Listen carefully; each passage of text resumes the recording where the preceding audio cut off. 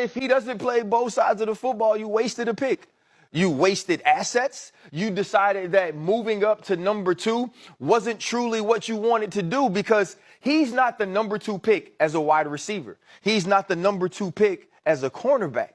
He is the number 2 pick if he plays both. Right. He is the number 2 pick if he affects both sides of the football. If he doesn't do that, what you gave up, giving up next year's first round pick to get him is not worth it to play offense primarily or no defense and vice versa. And so to me, if you have to make that decision based on his inability to physically hold up throughout 17 games, it was a mistake to draft Travis Hunter. 2025 was supposed to be the year for Travis Hunter. It was supposed to be the year of his life. You know, he was the Heisman Trophy winner coming out of Colorado. He was like the best two-way player in college, wide receiver and cornerback. He was the man, right? Things haven't really panned out for him for the first 3 games, you know, over here in Jacksonville. He was the number 2 pick in the draft, right? Highly sought after. Everybody was talking about him. He's in commercials. He's doing this thing. But people starting to doubt him, and early on, they starting to think that he's a bust. Now, I don't think that he's going to be a bust. I believe that he should focus on just being a cornerback. I believe that he's probably a better corner than wide receiver. But there's a lot of detractors, and people are coming out of the woodwork. But he also has other things going on in his life as well. I was pregnant February 4th of this year. We weren't trying, but we weren't not trying. You know what I'm saying? We knew what we were doing. And Travis wanted babies really, really bad. I mean, he's wanted babies for a long time. I was just adamant on being married first. Travis Hunter, he became a husband. He became a father, right? Number 2 pick in the draft. Playing both sides of the ball right now for the Jacksonville Jaguars, wide receiver and cornerback. You would think that this was like a fantasy, or something like a storybook or something, right? And everything would be going well because he's Superman. Wrong right now. You know, he was thinking that he can be Superman, and he can make it on both sides of the ball in the NFL. He can do what he did in college. NFL's a different beast. It's not panning out well for him at all. Right now, in the first 2 games, you know, he has 9 receptions for 55 yards. Like average to like 6 yards a carry, but he's done that in 2 games, and he's not looking good. They even saying that he's not, like, the way he runs routes, he's not running crisp routes. Now, again, I vowed to not make videos about him in regards of him and his woman, because he married her, they got a baby. I'm gonna leave that alone. But as far as on the sports side, we're gonna talk about it, because a lot of the commentators now are really starting to come at him. They're saying this. The Jacksonville Jaguars did not trade up to the number 2 pick to get Travis Hunter to come and play on both sides of the ball, and us sit here and go, did he do anything good on either side of the ball yesterday? That's what you traded up for the number 2 pick for? Like, just to be like, oh yeah, he was okay at receiver. Oh yeah, he did some things on the defensive side of the ball. Like, that's not why you make the trade for Travis Hunter. Now, Phil Simms and a lot of the commentators and former players are now coming after him, right? And they're saying, listen, he wasn't drafted, you know, he wasn't drafted to just be a cornerback in the 2nd round. You know, they gave up next year's first-round pick. They moved up to get him to play both positions. So if it doesn't pan out, they made a mistake, because they could have got somebody, they could have got a good player in a high draft pick in the 1st round and in the 2nd round. Right? They could have got 2 players, right, for some instead of getting him. Now, Steve Smith, Hall of Fame wide receiver, is saying that, listen, this guy's a rookie and it's not his fault. And he breaks down the day-to-day experiences of what goes on behind the scenes, you know, on a football facility, and what you do is in regards to offense and defense. He says that he comes in at 7 in the morning, sometimes didn't leave out to 10 o'clock. He had to sit down with the wide receivers, the offensive line. They had to go over hours and hours and hours of tape. So now, if he's playing both sides of the ball, one side is getting neglected. He's not getting the watching the tape and going through the motions with the other guys and the coaches the way he should, and it's starting to show on the field. So Steve Smith said this: the offensive coordinator is breaking down the philosophy for that week. Mm-hmm. We all meet offensive linemen, tight end, wide receivers, running backs, quarterbacks. and we're all sitting there. And then they go over what the emphasis of this week, some of the nuances. And then after they do that, because the wide receivers have to sit and hear, hey, this is the blocking scheme on the run plays that we're doing. Wide receivers, check force. Hey, tight ends, when they call this you call, you have to possibly go ahead and double down. If we're running, double down and go to the second level. Then they break it off and say, hey, potty break. Hey, go get a piss. Go stretch your legs. Let's keep guys up. Let's not make them fall asleep. Mm-hmm. Then the offensive linemen leave. And now it's all predicated on the passing game. For that, you break down to your position meetings, and then the wide receiver coach goes over, hey, I know that was a lot, guys. Who has questions? Here are some of the things that we need to talk about, because last week we ran it like this. This week, that DB is a little bit better. This week, that secondary is a lot better. This week, that defensive coordinator is more exotic. Mm-hmm. All of this is done from 7 o'clock to 10:30.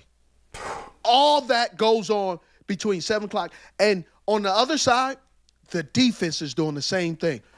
So Steve Smith is giving it up and explaining his struggles because he's been through this, and Steve Smith is a Hall of Famer, right? And like he said, listen, you have a defensive coordinator, and he might come in, right, and say, hey, we got this game plan, and we're going to run this scheme for this offense that's coming in, right?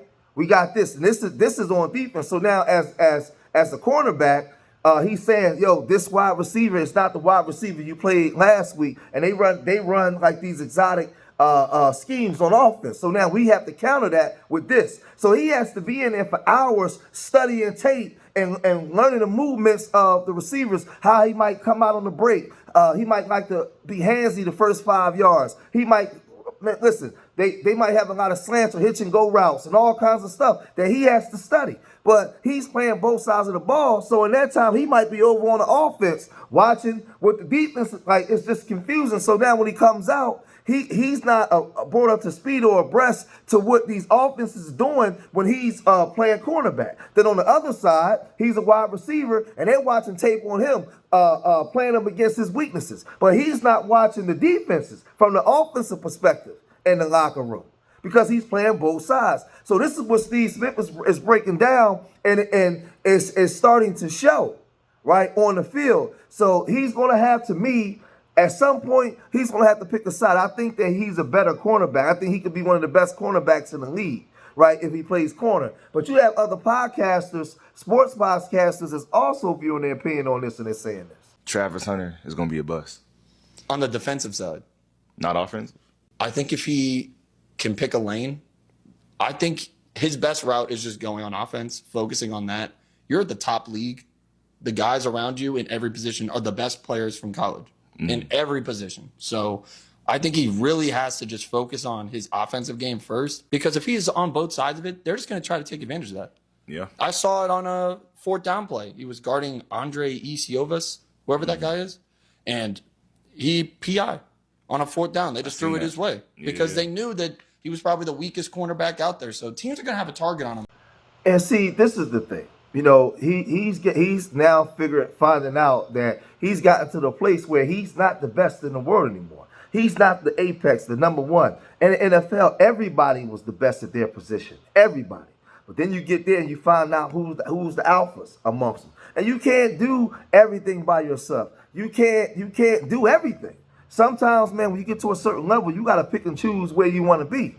And you get to a place now, he doesn't want to get to the NFL because it stands for not for long, where the GMs don't believe in you no more. The coaches don't believe in you. The fans. So he has to work his tail off, and he's finding out very, very fast what Deion and them was trying to tell him, because you was coached by Deion, the greatest cornerback of all time, right? And to me, he was a great cornerback. I thought he should have just went in and been a corner, where he can go in, he can study film, study tape, he can see the tendencies of the wide receivers, he can understand certain packages that they want to run, and he can begin to master that and become a master at his craft. That's what I thought that he should have done, right? Understanding dropping back into coverage now, and from an NFL perspective as opposed to college, the speed of the game, right? Certain receivers and what they like to do. But if you're not engulfed in tape every day, understanding the receivers that you got to play with, the difference between Devontae Adams and a Justin Jefferson and what they like to do, right? There's a big difference. Jamar Chase, right, versus was Amon-Ra St. Brown from Detroit, right? All these different receivers in the routes. Some is not really speedsters, but they know how to get open. They're crisp and great route runners. Some guys just give you a hitch and go, man, and just blow right by you. So if you're not really studying tape and understanding the movements of these guys, because this is the best of the best, one mistake you make is over. There is no recovery time like you can in college. You playing against the Jamar Chase and you miss, you can cancel Christmas. Justin Jefferson, one time, it's crazy, right? And that's just a Devontae Adams. So to me, I like him as a corner. Now, as a wide receiver, he has to get better if he's going to do that and running crisper routes and understanding the cornerbacks and what their tendencies are. Some that like to play up on the ball, right, and play up in his chest. Some that like to play 5-6 yards off the ball. He's going to have to understand how to find the soft spots in the zone, right?